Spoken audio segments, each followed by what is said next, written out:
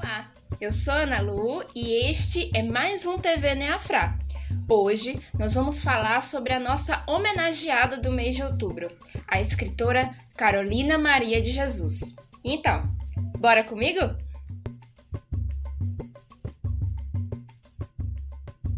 Carolina Maria de Jesus nasceu no dia 14 de março de 1914, na cidade de Sacramento, no interior de Minas Gerais.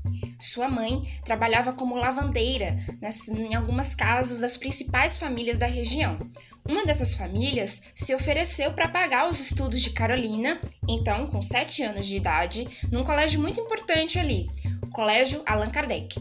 Ela não chegou a completar os estudos, mas o que ela presenciou na escola foi suficiente para introduzir no seu coração o amor pelas letras, pela escrita e pela leitura.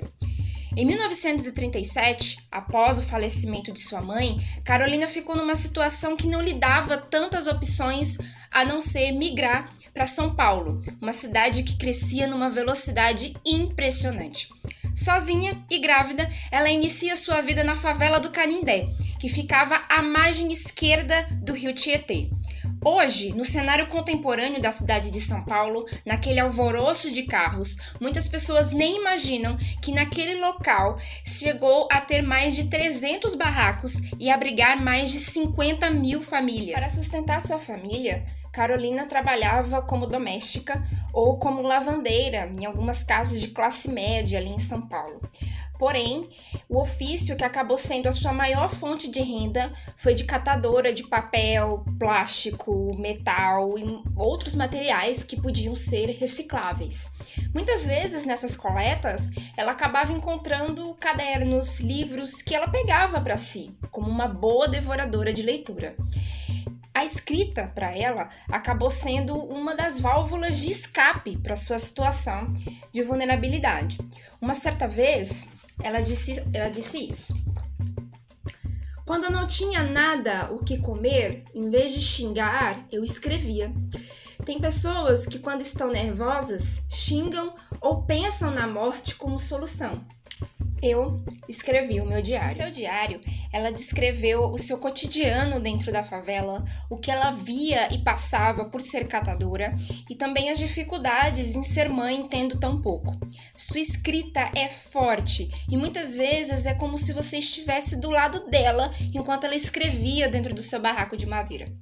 A oportunidade dos seus textos serem lidos pelo mundo surgiu no final da década de 1950, quando o jovem jornalista Adaildo Dantas, ao tentar fazer uma reportagem sobre a favela do Canindé, acabou por conhecer Carolina. Conversando com ela, ele percebeu que os cadernos que ela escrevia o seu diário eram a melhor fonte possível sobre o cotidiano daquele lugar e prometeu a ela que transformaria num livro. E assim fez. Em 1960 é lançado o clássico Quarto de Despejo, Diário de uma Favelada, que apenas na primeira edição teve mais de 30 mil cópias vendidas, passando de 100 mil cópias na segunda e terceira edições. A obra foi traduzida para 14 idiomas e segue sendo uma das literaturas mais importantes do mundo, não apenas pelo ineditismo de sua escrita, mas também pelo peso político de suas denúncias. Após o sucesso de vendas de Quarto de Despejo, Carolina consegue sair da favela e viver de forma um pouco mais confortável com seus filhos no bairro de Santana, em São Paulo, e depois em Parelheiros.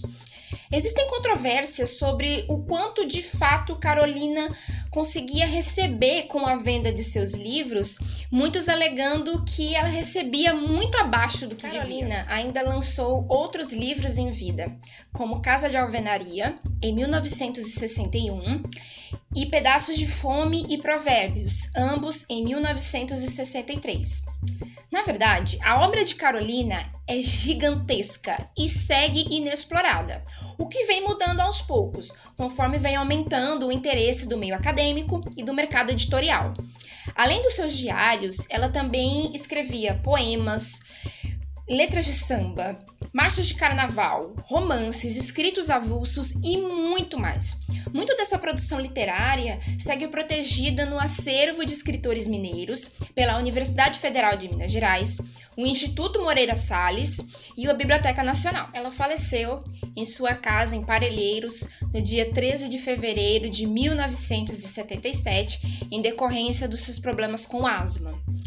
O legado de Carolina de Jesus para o Brasil e os brasileiros é estrondoso, não apenas pela atemporalidade de sua escrita e suas denúncias, mas por conta do peso de sua figura na história da população negra brasileira no pós-abolição, sua capacidade de se reinventar diante de tantas dificuldades e violências cotidianas. É isso, espero que tenham gostado, compartilhem e sigam Neafrara Univasf para mais conteúdos como esse.